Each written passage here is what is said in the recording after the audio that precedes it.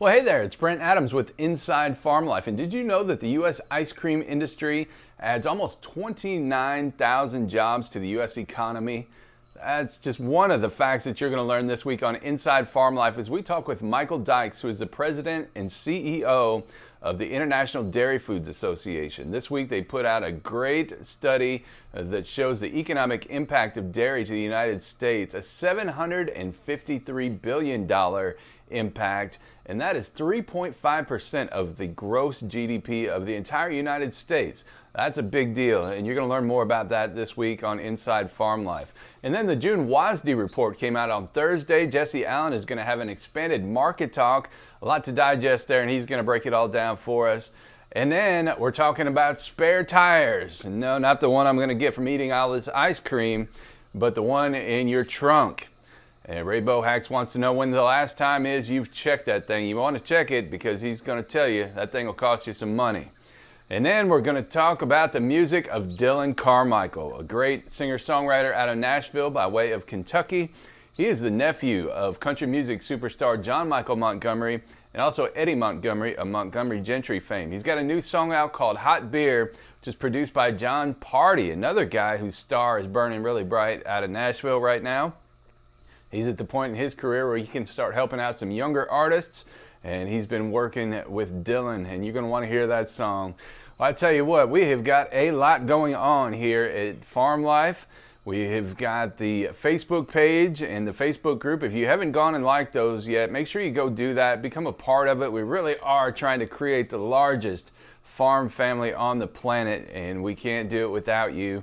And when you're on there, make sure you go follow the link to our internet radio station. We've launched an internet radio station, Farm Life Radio, and we play traditional country music, bluegrass, gospel, and a little bit of southern rock. Some really good stuff on there, and you're going to want to hear that. So make sure you go listen to all that. We are putting a lot of pieces together to bring you just a great multimedia experience that's going to educate you, inform you, entertain you, and just be your one-stop source for all things ag and traditional country music. We have a passion for all those things, and we want you to be a part of it with us. Well, I'm going to go ahead and finish up this ice cream here. Enjoy this beautiful early summer day, and I hope you do too. Be safe out there in whatever you're doing, and make sure you join us in Inside Farm Life. For now, it's Brent Adams, Inside Farm Life. I'm out. Welcome to Inside Farm Life, your weekly connection to agriculture newsmakers, hot-button industry issues, educational features, and the best in true country music. I'm your host, Brent Adams, and I thank you for giving us some of your time this week.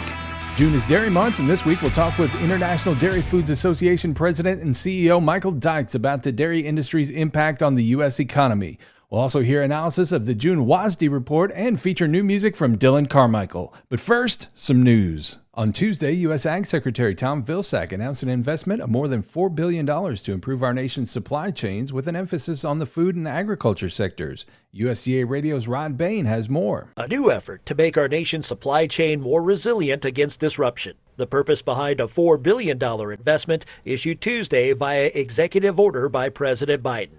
Agriculture Secretary Tom Vilsack, talking with reporters Tuesday, adds this investment also goes beyond strengthening critical supply chains in food, agriculture, and other sectors. I would say this challenge of the supply chain adds to a number of concerns that have arisen about our current food and ag system, including on-farm profitability, resource conservation, nutrition, and lack of opportunity for socially disadvantaged and medium to small-size farmers. This leads me to believe that what we really need is a transformational change to one that is economically, environmentally, and nutritionally more resilient and fairer and more open. The Secretary was also named co-chair of a new supply chain disruptions task force designed to use a whole-of-government approach to address short-term supply challenges. Vilsack went on to discuss the role of the Biden administration's newly formed Supply Chain Disruption Task Force, which he will co-chair. I met along with a number of members of the cabinet to begin the process of looking at the development and formation of a supply chain disruption task force,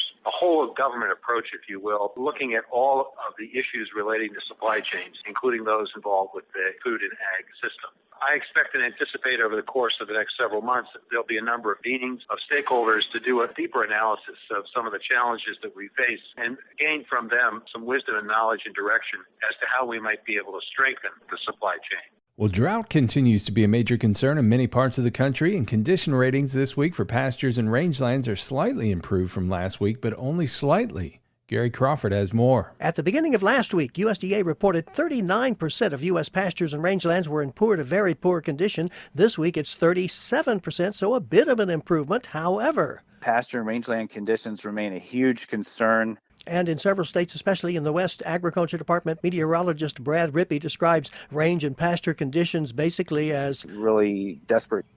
In some states, almost all pastures are in poor to very poor shape. For example, take the states with at least 70% of pastures in poor to very poor condition. Those include northwestern states of Washington and Oregon, also seeing very dire conditions as you move into the southwest.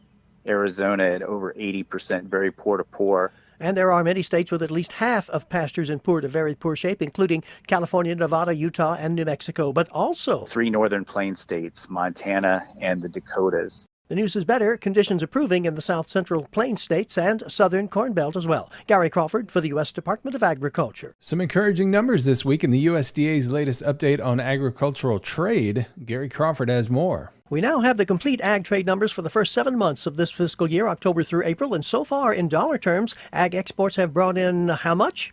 I say, how much? $107 billion. And according to Wide Awake USDA economist Bart Kenner there, that's an increase over the same time frame a year ago of 26%. Wow, that's big. But Bart, you sound a little tired. Oh, I know why. This is your first week back at work after the birth of your baby boy. So are you all rested up now? No.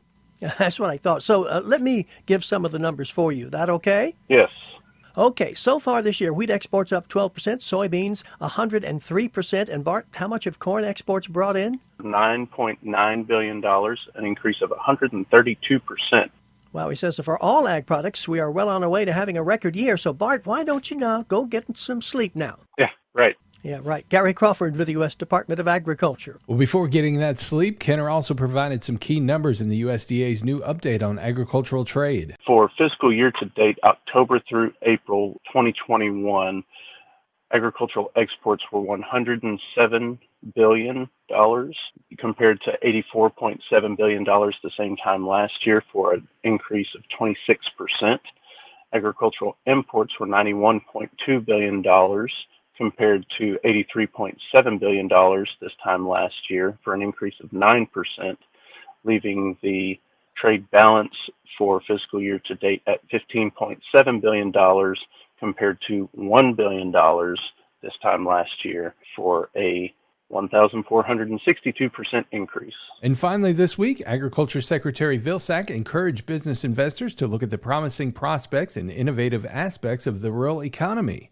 More from Rod Bain. At the midpoint of the annual Select USA Investment Summit Wednesday, Agriculture Secretary Tom Vilsack made his pitch for business and job investment in rural America. I believe that there's no better place to invest than in rural America and in businesses that support and are associated with agriculture, renewable energy, and food systems. Secretary Vilsack points to the farm-to-market involvement of USDA, from supporting ag production to its foreign agricultural service offices across the globe, opening new and expanding existing markets. He also notes rural innovation that he believes will lead to new economic and investment opportunities, such as biofuels and bio-based products and climate-smart agriculture. There are opportunities in every region of the United States for folks to invest and to become part of something big in food, agriculture, and in climate solutions. Rural America is ready to deliver. I'm Rod Bain reporting for the U.S. Department of Agriculture in Washington, D.C. Many companies promise increased yields and a higher return on investment, but again and again, results show that one company stands apart from the rest. Concept AgriTek delivers innovative concepts utilizing the latest technologies in agronomy, biology, and chemistry to enhance soil and plant health with seed treatment, planter-applied fertilizers, foliar fertilizers, and full-season soil treatment solutions. To find out how to put Concept AgriTek to work for you, visit conceptagritech.com. Concept AgriTek. Technology where you need it most. Well, next up on Inside Farm Life, June is Dairy Month, and while the struggles of the dairy farmers have been well chronicled, there are some real bright spots in the dairy industry, and that's a story that deserves to be told too. So today we wanted to welcome in Michael Dykes, who's the president and CEO of the International Dairy Foods Association, to discuss his organization's latest economic impact report, which was released on Tuesday. And Michael, welcome into Inside Farm Life. Thanks for having me, Brent. Pleased to be here.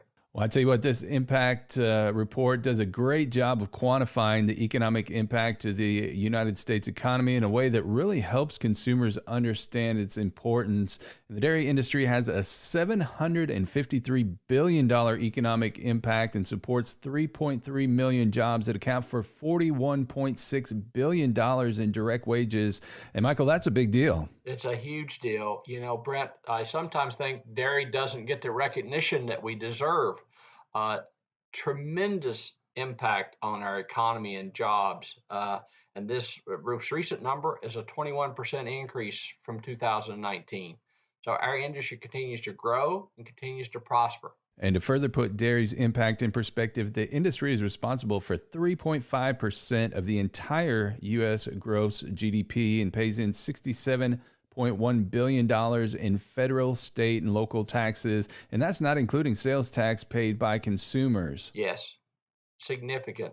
And that jobs increase is 16%. We've increased the number of jobs 16%. We've also increased the direct wages for workers by 9.5%. Our dairy economy is doing well. And I know the industry has been beset with some challenges, and those have been laid bare over the course of the pandemic. But the contributions to not just the national economy, but the state and local economies can't be overstated. You know, dairy farms make a difference in communities all across this country.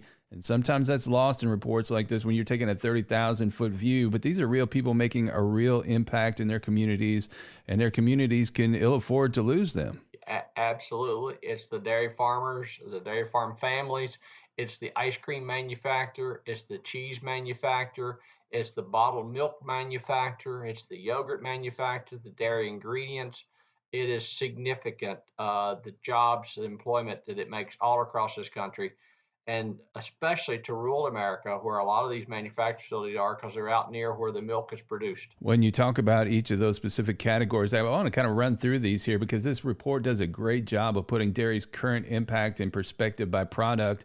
And the next time our listeners are in the supermarket strolling down the dairy aisle or peering through the glass case of the ice cream freezers, I want them to think about this. Cheese alone, which is my personal favorite, adds $55.4 billion in direct economic impact and supports 57,700 dairy jobs. And milk, which is what many Americans think about when they think of dairy, adds $49 billion in direct economic impact and supports 62,200 dairy jobs. And our summertime favorite, well, heck, our year-round favorite, ice cream, adds $13.1 billion in direct economic impact and supports almost 29,000 dairy jobs. Think on that for a moment. And then yogurt and cultured products add $6.8 billion in direct economic impact, support 8,600 jobs. And dairy ingredients add $17.7 billion in direct economic impact and support 11,000 dairy industry jobs. And you just cannot overstate that impact. And it's amazing when you break it down by category like that. You know, Brent, I think all those jobs, and think about a face on every one of those jobs, 62,000 faces in the milk, fluid milk business. Those folks were out there 7 days a week, 24 hours a day in the manufacturing facilities, all during COVID, providing those services, doing those jobs, so that when all the Americans went to the grocery store, those products were there on the shelf for them. Whether it be that ice cream, be that yogurt, be that milk, be that cheese, the products were there. So these are jobs, but these are also individuals who faithfully came in every day and did their patriotic duty to make these products available for all of us. Absolutely. Well, I tell you what, for the first time since the IDFA began releasing this report, you've included the total value of exports, which is important because there continues to be a growing demand for U.S. dairy products abroad. And frankly, for the industry to continue to grow, the emerging international markets are going to be vital. Yes, absolutely. About $6.5 billion in dairy exports. This past year was a great year for dairy exports. We're currently exporting about 16% of our milk supply. So the cows are milked 1 day per week for the export markets, and a way to think about that. exports are extremely important to our industry. And we also have to think about 95% of the consumers live outside the United States. So we need trade agreements and export to get these dairy products to these consumers around the world. Well, that's right. I mean, now the key to continued growth is a level playing field in the international markets, and that's something that the IDFA and its industry allies are going to continue to fight for, isn't it? Yes, it is. Yes, it is. Our members represent about 90% of the milk produced and processed into various dairy products, marketed and sold in the United States and around the world. So we are out here every day promoting trade and a level playing field for all of our IDFA members so that we can participate in the international trade. So as we stand today, where is the dairy industry seeing the greatest growth opportunities from a product standpoint, both domestically and internationally? Cheese is driving the bus without a doubt. Cheese growth continues. Cheese demand continues to grow every year. Our domestic consumption is growing every year of dairy products. Internationally, Southeast Asia has been a bright spot. China has been a bright spot, especially for various dairy ingredients as China continues to expand its pork production facilities and to feed their 1.4 billion people. So as we look to the second half of 2021 and beyond, what are some of the key priorities of the International Dairy Foods Association? Always looking toward any kind of changes in the import requirements from other countries to make sure they're done according to the rules, and it's a level playing field for our U.S. processors that are exporting.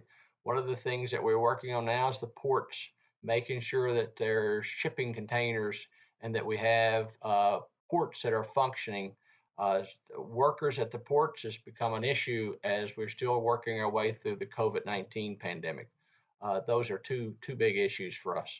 And aside from the obvious of buying more dairy, how can consumers support dairy farmers and the dairy industry?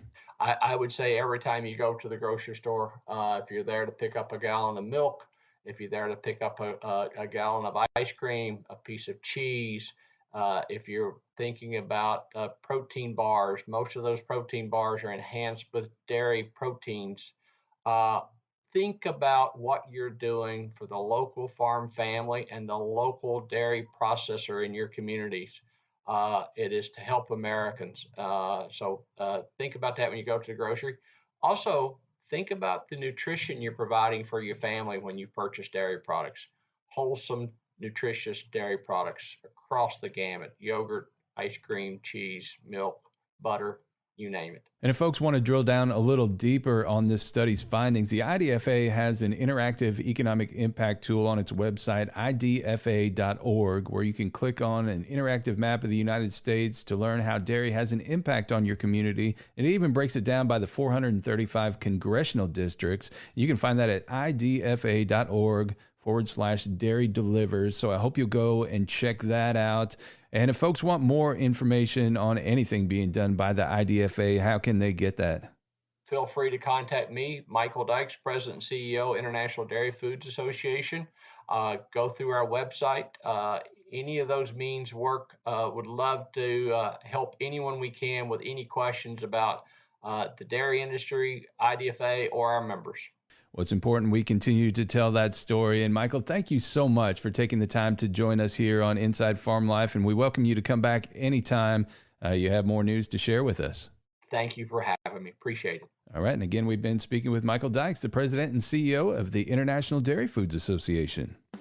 Like a championship caliber baseball team, your fungicide has to be tough. And Concept AgriTek has the solution many of America's top growers trust. BioAid is an EPA-registered fungicide that delivers an initial contact kill of a wide range of fungal pests and is safe to the user and the environment. To find out more about how BioAid can help you increase your yields and deliver a higher return on investment, visit conceptagritech.com. Concept AgriTek, technology where you need it most. Well, next up on Inside Farm Life, the June WASDE report is out, and Jesse Allen is here in this week's Market Talk update to give us all the details. Jesse. Well, the June WASDE report left us with plenty of things to think about and talk about after its release last Thursday. Now, heading into the report, the big storyline that folks were watching was the USDA estimate of the Brazilian corn crop expecting that to drop. Before the report, CONAB came in with their estimate at 96.4 million metric tons. The USDA came in with a projection a little bit higher than that. Arlen Suderman of StoneX talked about the Brazil number and how that's affecting the corn balance sheet moving forward. The key to this report was what they did with Brazil's corn crop. And when we look at Brazil's corn crop, our team there surveyed customers and came in with an 89.7 million metric tons. USDA was at 102 last month. They dropped down to 98.5 this month. The trader was expecting 97.32. And that's kind of where I expected the USDA to come this month as well, somewhere around that 97 million metric ton. So USDA was a little bit more conservative than what we anticipated on the drop in Brazil corn size, but we're anticipating they're going to continue to drop that. So it's pretty close overall. When we look at overall ending stocks for corn for the new crop, USDA at 289.41 million metric tons, which is almost exactly where the trade expected them to be in this report. With our smaller corn crop that we have in Brazil, we're looking at below 281 million metric tons. We're expecting world stocks to get even tighter in the months ahead. Now, after taking a look at that Brazil number, there were a few other things of note in the USDA June WASDE report. Suderman tells us what he saw. The bottom line from this report is that USDA didn't do anything to take the attention away from the weather forecast. As we look at wheat production, it came in pretty much as was anticipated. Soybean stocks grew a little bit, but still are relatively tight for the year ahead. But still, that change caused some selling in soybeans going forward. That was a little bit of a surprise that USDA is starting to knock back demand there. I think perhaps they're over-accounting for some of the problems in China right now. Granted, we are seeing a decrease in hog feeding because of lack of profits there. Overall, I think we're going to go back to trading weather because these balance sheets are still very tight and the weather looks very threatening over the next several weeks. Following up on the surprises in soybeans, I asked Arlen Suderman if he was surprised to see that increase in the ending stocks number for soybeans, especially on the old crop side. Here's what he had to say. Yeah, and I think the market right now is just kind of reacting to the bearish surprise because you expect in a bullish environment that stocks continue to get tighter. So, yeah, I was surprised. I don't think it materially changes things that much going forward. The change was mostly in the old crop side of things. USDA feeling like high prices are starting to ration demand. But overall, long term, I don't think it changes much. And I think today's market response will soon pass if we stay hot and dry, because that weather can have a much bigger impact on the domestic and global balance sheet going forward. The next big report up ahead is the June 30th acreage number from USDA. I asked Arlen Suderman his thoughts on whether or not we would put a big focus on that report now that we have the June WASDE behind us. As we take a look at weather forecasts and move forward, here's what he had to say. Absolutely. It's weather and June 30th acreage are going to be the central focus. The trade is assuming some increase in acreage for both corn and soybeans on June 30th, but we'll have to wait and see what USDA surveys say on that. But even with that, weather is still going to be the primary factor, with global stocks of both corn and soybeans pretty snug right now. Now again, to recap the USDA WASDE numbers for the month of June, Thursday's report left 2021 production of both corn and soybeans unchanged from the previous month. The report was viewed as slightly bearish for soybeans and neutral to slightly bearish for wheat, but bullish for U.S. corn. Both corn exports and ethanol use were revised higher, with ending stocks for 2020-2021 estimated below the average of pre-report estimates, as we saw that report. Looking at those numbers exactly here for the 2020-21 old crop corn, USDA raised demand for ethanol by 75 million bushels to 5.05 billion bushels, raised export demand by 75 million bushels as well, bringing exports to 2.85 billion bushels. That raised total use for the old crop to 15.02 billion bushels and lowered old crop ending stocks and carryover. The old crop ending stocks was lowered 150 million bushels to 1.107 billion bushels, which came in lower than the average pre-report estimate. In the new crop, USDA forecasts total production at 14.99 billion bushels. Yield is projected at 179.5 bushels per acre, which would be a record, leaving production forecast the same as the May report. While total supply was lowered 150 million bushels due to the shorter carryover, USDA held firm on other supply and demand numbers for June in corn. The average farm gate price for new crop forecast at $5.70 a bushel, also the same as May. In soybeans, USDA increased its old crop ending stocks estimate by 15 million bushels to 135 million bushels due to a decrease in crush. USDA said the change reflects lower domestic soybean meal disappearance and higher soybean meal imports. It made no other changes to use. As a result, beginning stocks for the new crop marketing year increased by 15 million bushels. USDA made no changes to production, leaving its yield and acreage forecasts unchanged at 50.8 bushels per acre and 87.6 million acres, respectively. It made no changes to new crop demand, resulting in an increased ending stocks forecast of 155 million bushels. USDA left the national average farm gate price unchanged at $13.85 per bushel. And USDA pegged all wheat production for the new crop at 1.898 billion bushels, up 26 million bushels from the May report, but within pre-report analyst estimates. They also bumped up the average overall expected yield to 50.7 bushels per acre, up from 50 bushels per acre in May. USDA left farm gate new crop wheat prices at $6.50 per bushel, the same as the May estimate, and up $1.45 from old crop wheat's average price. Also not talked about with Arlen Suderman was Thursday's WASDE report came with some surprises for the livestock sector. Beef production was increased by 5 million pounds, hog production fell by 30 million pounds, and total red meat production fell by 26 million pounds. When understanding these month-to-month changes, it's imperative that one understands the fundamental dashboard that these individual markets are trenching through. It may seem strange to see total beef production higher, given that the 2020 calf crop was smaller and that processing speeds have been running far below adequate levels. But with the onset of severe drought, this added production largely comes from cow slaughter. In respect to the hog market, demand continues to pull hogs closer to the knife as packers can't keep up with domestic and international demand. With that being the case, packers are having to pull lighter weight hogs to fill commitments, and this affects overall tonnage with their lighter weights. This has been another Market Talk update for Inside Farm Life. Find more online at markettalkag.com. In Nashville, I'm Jesse Allen reporting. And as always, you can find Jesse's daily market updates at markettalkag.com. Again, that's markettalkag.com. And you can find him by searching Market Talk on Facebook. He also appears on the American Ag Network, and you can hear him host Your Ag Today, weekday mornings about 6:50 a.m. Eastern on SiriusXM Satellite Radio, Rural Radio, Channel 147. Well, next up on Inside Farm Life, have you checked your spare tire lately? In this week's installment of Bushels and Cents, the hot rod farmer Ray Bohacz says if you haven't, you might wind up costing yourself precious money. Welcome to Bushels and Cents from Farm Machinery Digest Radio, heard exclusively on Sirius XM Channel 147 Rural Radio. I am your host, Ray Bohacz, the hot rod farmer. And never forget, it is not what you make, but what you keep that counts. No one likes getting a flat tire, and count yourself lucky if you have not experienced one in a while. But that does not give you an excuse for not checking the spare.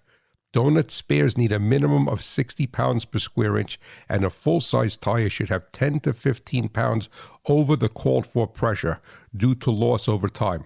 Also, most pickup trucks have an elevator under the vehicle that needs to be lubricated and maintained so that it works if you need it. Agriculture runs on machinery, profits on reliability. Visit farmmachinerydigest.com, where steel and soil meet. And don't forget, you can check out all of Ray Bohacz's great multimedia content at farmmachinerydigest.com. And if you like what you hear, you can also catch him on Farm Machinery Digest Radio on SiriusXM Rural Radio, Channel 147. It airs each Saturday at 11 a.m. Eastern and again on Sundays at 6 p.m. Eastern, so I hope you'll go and give him a listen. And with the business out of the way, now it's time to take it back to the country, where we feature a different country music artist each week. This week it's Dillon Carmichael. He's a Nashville singer-songwriter originally from Kentucky and with great country music lineage. He's the nephew of country music superstars John Michael Montgomery and Eddie Montgomery of Montgomery Gentry fame. He's building his own career and has a hot new single out produced by another bright star in the country music industry, Jon Pardi. This is Dillon Carmichael with Hot Beer on Inside Farm Life. Girl,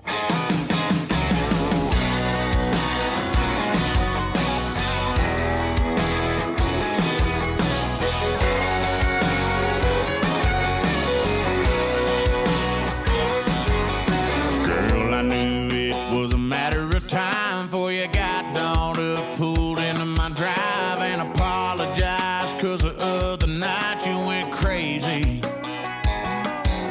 You said you're just here to collect come back. Let me think about that now, baby.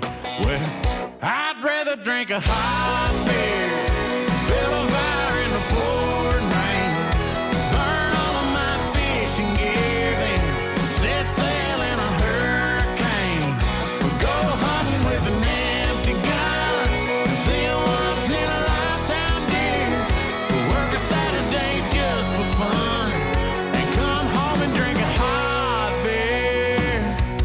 I'm sorry if it sounds kind of overboard, but you cheated and you lied and you ripped my Ford, so you might as well stay there on the porch now, honey.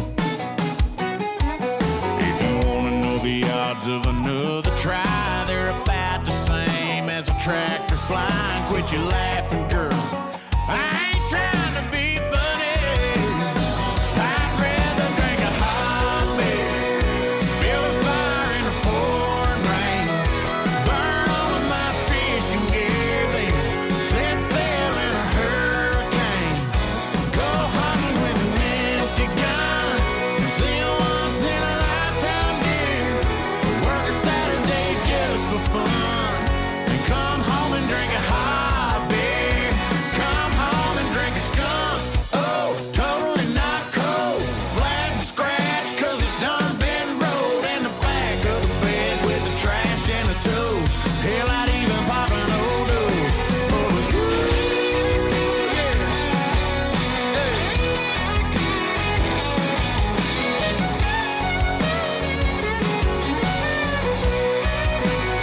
I'd rather drink a hot beer, turn it up and take a long sip, hell, I'd even take a big swig of Uncle Bubba's old dip spread, go hunting with an empty gun, see a once in a lifetime deer, work a Saturday just for fun, come home and drink a hot beer, come home and drink a hot beer.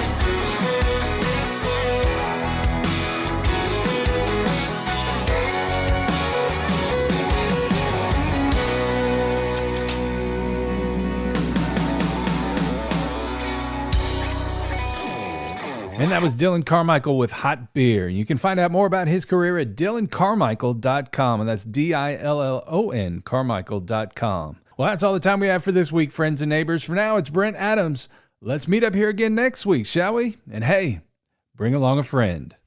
You've been listening to Inside Farm Life, a production of Farm Life Media. If you have topic suggestions for future episodes, drop us a line at brent@farmlifemedia.com. And be sure to like the Farm Life page and join the Farm Life group on Facebook.